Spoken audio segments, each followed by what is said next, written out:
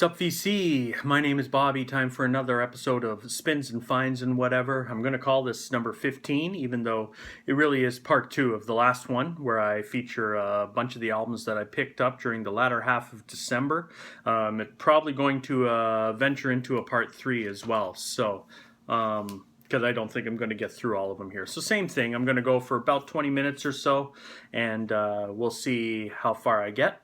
And then I'll throw up another video in another couple days. That'll be part 3. I hope. That's the plan. Anyways, it's cold out there, boy. It's freezing. And the temperature's just continuing to plummet. I was out all morning and it's just, it's crazy. But anyway. All right, so let's get into this. When we left off last,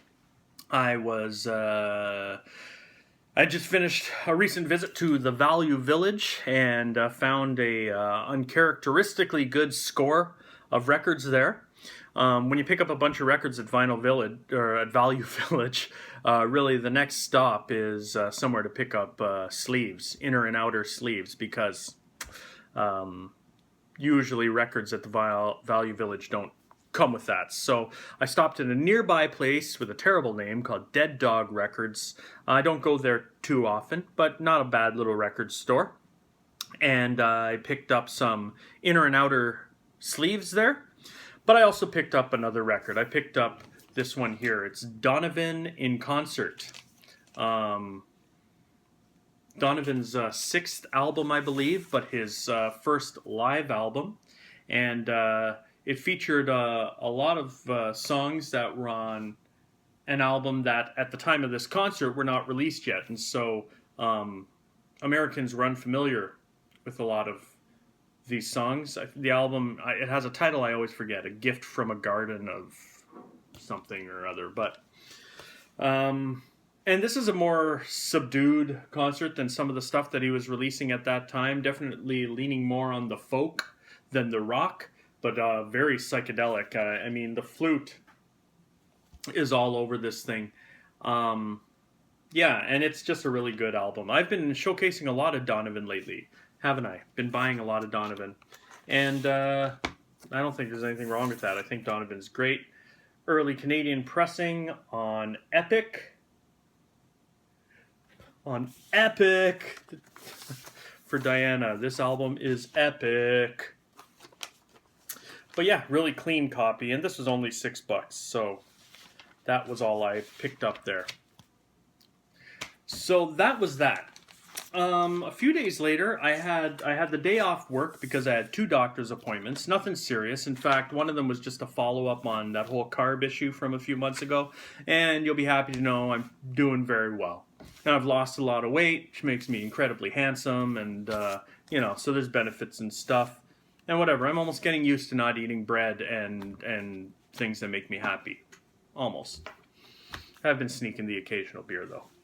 Anyways, so the day of the 2 doctor's appointments, I had a lot of time to kill, and I decided I'd make it kind of a personal day where I'd go to some of the record stores I don't usually go to. And I should have put a little more thought into the order here. But anyways, so I went to the doctor. Went to my favorite breakfast place, Aunties and Uncles. They got a breakfast burger that to die for. I had it without the bun, but it was still very good. Oh, and their ketchup. They got this homemade ketchup. Whoo! Amazing. Amazing. But anyway, so from there, first place I went to was a place called She Said Boom on College Street. There's a couple locations, and I came across this interesting little oddity. It's by an artist named The Sounds of Modification. It's psych rock, 1968. This is an original Canadian pressing. I had never heard of this, and I couldn't find very much information on it online. So I took a chance. The price wasn't bad, but it was in minty shape, and it was in shrink too. I took the shrink off because I don't like shrink on my records. I know a lot of record collectors say you're not supposed to do that. I disagreed. I think I've come across more records that were ruined by shrink than records that weren't. But anyways, I did find this record on Rate Your Music, and it received some pretty low ratings, but I'm here to tell you that this record's underrated. It is excellent. Psych pop, psych rock. It's not, kind of sunshiny enough to be sunshine pop, but it's not heavy enough to be rock. So this is kind of right down the middle. And admittedly, it takes a while to get going. The first two songs, The Balloon Man and I'm Gonna Buy a People. I'm Gonna Buy a People was apparently released as a single. They're just okay. But starting from the third song, What Is This in the Mist? It gets really trippy, really cool. This is an amazing album. Other highlights, there's a psych pop song, Try and Forget Me. That's really good. There's a Bee Gees cover on here, an early psych Bee Gees cover called You. And the Toreador, the last song on the album, has, the lyrics are ridiculous, but the song is pretty awesome. So I highly recommend this album if you can find it. I think it's probably only cheap. And it wasn't that cheap. It was, for people that are cheap about buying records, this was kind of expensive. For people that have no problem dropping money on records, this was probably pretty cheap. But it's on the Jubilee label, original Canadian pressing, mint shape, near mint shape, and it sounds amazing. So I was really happy to add that to the collection. What a great way to start off my day of record shopping. So that was really, really good. Highly recommended. From there, I went a few steps up to Kensington Market. And there's a record store there called Paradise Records. I don't go there very often, but I did find a couple of cool albums there.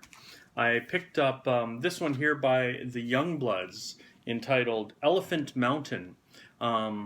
This was their final album. The Youngbloods are the ones who did the song Get It Together, or Get Together. Come on, people now, get together. Yeah, Get Together. That was their hit. This is their last album, and not as psychedelic. In fact, it isn't psychedelic at all, but it's certainly kind of more into the vein of country rock. Dark subject matter on this one, too. It's on RCA. And this is an early Canadian pressing. It was released 1969. And yeah, I really enjoyed this album. Alt country, a few jammy instrumental numbers. In fact, those are probably the better numbers on the album. Really cool pictures on the back cover. In fact, at Paradise Records, they tend to he puts little stickers on his records all the time. And this time he put up the sticker that says, Groovy. And I'm going to keep it up there because I think it's kind of funny. Also, you'll notice this record, the initials LF. This album was previously owned by Lou Ferrigno, the Incredible Hulk, who played the Incredible Hulk in the 70s TV show. So I paid $65,000 for this. I don't know, is that too much? Anyway, it's cool to have that piece of entertainment history. Great album, The Youngbloods. And then I also picked up this album, also at Paradise Records. It is the sophomore album by the band Exception. I got their other album, their debut album, at another place about a month ago, and really enjoyed it. Dutch progressive rock with some classical leanings. This is more of the same. This album isn't as good as the debut album. There are still there's covers of Bach on here and stuff, but they introduce a vocalist for the first time on this album, and those songs aren't as strong. It's called Beggar Julia's Time Trip. It is a concept album about a beggar named Julia who goes on a trip through time. Needless to say, the songs with vocals don't succeed as well as the instrumentals, but it's still a very good album. And it's also a white label promo on Philips, so that's kind of neat to have too. Sounds amazing. It's, again, one of these irritating Unipack deals where you got the record in the middle, but yeah, sounds amazing. Really clean, clean copy, and it didn't cost very much either, so that also was very good. So I was happy to add that to the collection. Second album by Exception, with a K. Alright, from there, I took a jaunt over to June Records, which is a pretty decent little record store here on College Street, but I basically just picked up a couple of cheapies from that store, a couple of $5 finds. I got Lee Ritenour's Captain Fingers. Lee Ritenour, jazz guitarist. This came out in 1977. There's a picture of Lee right there. Not a bad album. I really was only familiar with the title cut, Captain Fingers, and it's awesome. You know, progressive rock, jazz, fusion kind of. Yeah, I think this is just a 70s pressing on Orange Epic. Here's the inner sleeve containing Personnel and then pictures of Personnel. Yeah, the first song, Captain Fingers, is really good, and the first song on side 2, Margarita, is also really good. There's a cover of Stevie Wonder's Isn't She Lovely on here. I could have done without that. I don't know who's singing it. Bill Champlin. Yeah, so I think it's, if I remember right, it's the only song with vocals on this album, and yeah, could have done without that. Kind of ruins the flow of the album, but otherwise, really good. Lee Ritenour. So, yeah, overall, I'm pretty happy to get that here.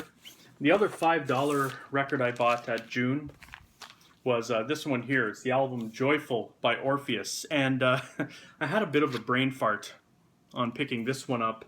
I had Orpheus' debut album, and I really enjoy it. You know, psych pop, mostly sunshine pop, kind of psychedelic in places. I liked it quite a bit, but everybody else hates it. And then I got the courage to come forth with my feelings when I saw that Chris over at Dixieland Farms enjoyed that album, and Matt Sands enjoyed that album as well. So I was like, okay, well, then, you know what? I'm going to come out and admit that I like it too. Didn't like it enough, though, to go out and buy anything else by this band. But when I saw this record at June Records, I was... my eyes were seeing Orpheus, but my brain was seeing The Illusion, which is a much cooler psych rock band. And I was like, oh, I can't believe I'm finding an early pressing of The Illusion, of another album by The Illusion. I need it. And this was in shrink too. I took the shrink off because, again, it wasn't sealed, but it was in shrink. Again, I don't like shrink on my records. I don't like suffocating my records with the shrink. You know what I'm saying? It's on the MGM label. And so basically, I picked it up. My brain was telling me it was The Illusion. Brought it home. 2 songs in, I was like, wait, this isn't that cool. And then remembered, oh no, wait, Orpheus is different than The Illusion. I still liked it though. I still kind of liked it. Not really, not psychedelic. It's pretty much just kind of pop music from the pop rock music from the late 60s, early 70s, 1969. Cool inner sleeve though. Look at this. I like that. Still has the original inner sleeve.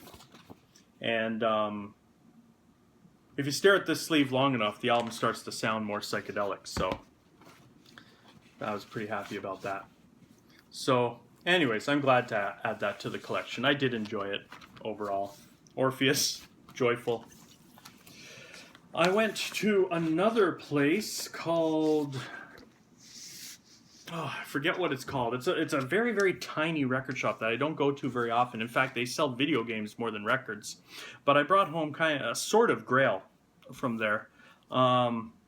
Sketches of Spain, Miles Davis. Probably my 3rd favorite Miles Davis album. I love this.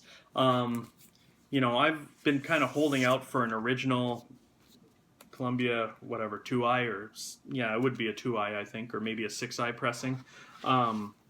But, you know what, the price is always too much for that, so this is just a later Columbia pressing, as you can see, but the price was right, it was in mint shape, and it sounds phenomenal. So clean. Yeah, just a wonderful pressing of this album, so I don't regret my choice at all. I am glad to finally add this to the collection. And like I say, just an amazing Miles Davis album with help from Gil Evans leading the orchestra. Fabulous, fabulous. So that is a great one to add to the collection. Then at the end of the day, I came home after picking up all these great records. I came home and I grabbed a few records that I was going to get rid of, brought them to the record store, Zoinks, right around the corner, traded them in, and was able to pick up this record that was on their shelf and overpriced, but thankfully with my trade-in, this cost me hardly anything at all, and I'm really happy to have it. It's the band Freedom. The album is called Freedom at Last, and this is a 2002 Italian repress, but I'm really glad to have it. Gatefold.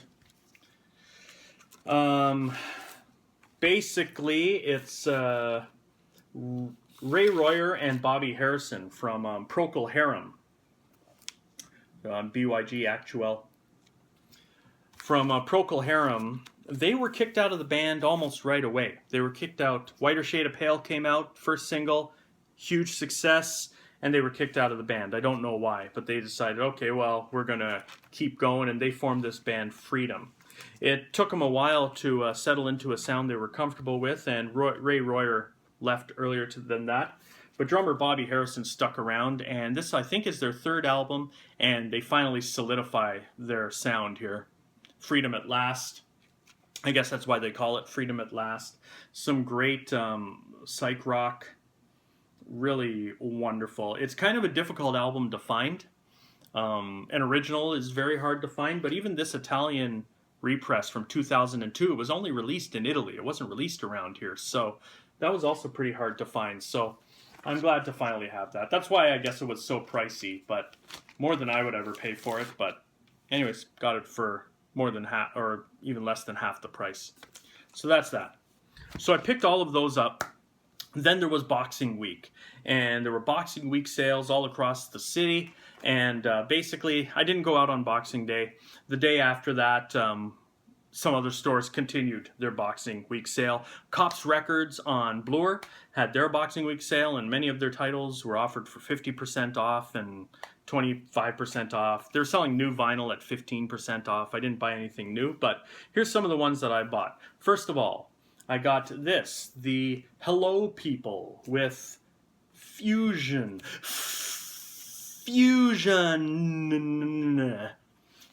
This here is some psych pop from the 60s. The Hello People released a handful of albums, 5 or 6 albums. They were a bunch of mimes. I'm not joking. There's some pictures there.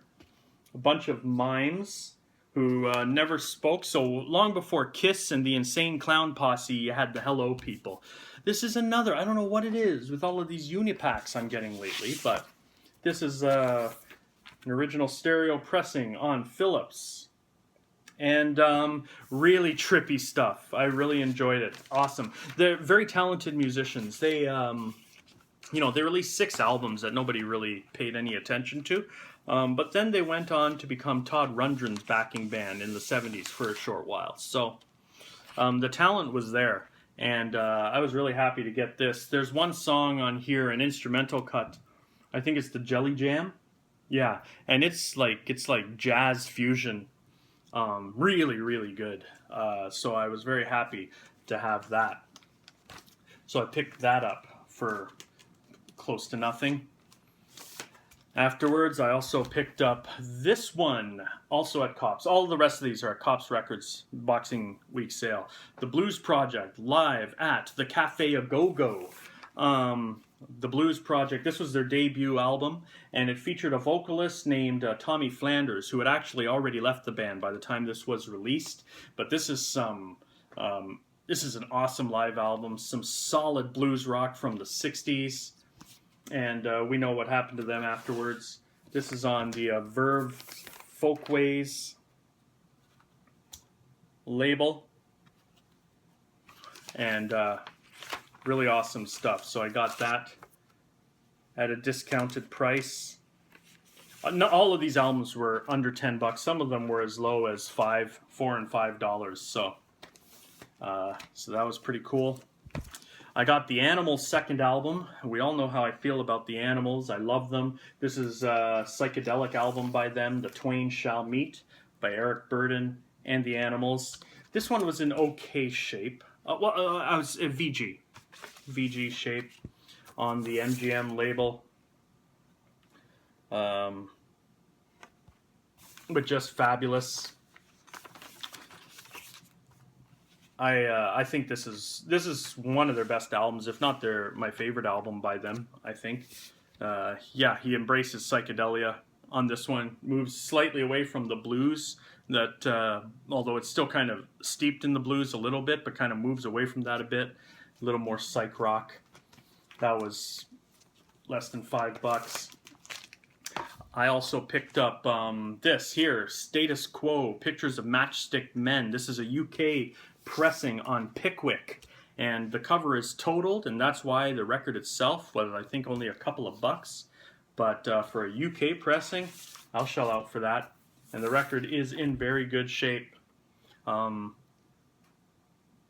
This is Status Quo. I don't really care for the most part, but their stuff in the 60s was awesome. I wish they continued to go that route.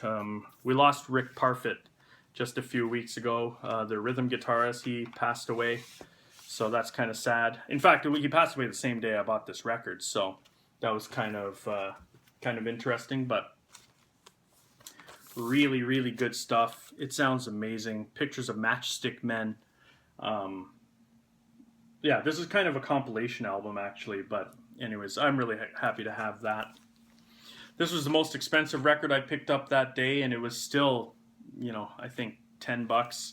It was Monday Night, Tad Jones, Mel Lewis Jazz Orchestra, recorded live at the Village Vanguard. This is some big band jazz. I guess Tad Jones and Mel Lewis Jazz Orchestra were used to play every Monday night at the Village Vanguard for a few weeks back in the late 60s, and this album here was a recording of a couple of those nights. Another Unipack, kids. I don't know what's going on. It is on the yellow Solid State label. And interestingly, it was one of the more expensive albums I bought that day, but it was also not in as good a shape as some of the cheapies I bought. But it was still pretty cheap anyways, so I was really happy to have it. And really cool stuff, man. Really cooks. It cooks, baby. So Monday Night. And then the last album I picked up, and the Primitives are always cheap. You can buy their albums cheap everywhere you go, but with the discount, it's even more cheap. So this is their second album, Pure. It's not as strong as their debut, but it's still very good. 80s pop music, Django pop on Red RCA. There's a song on here called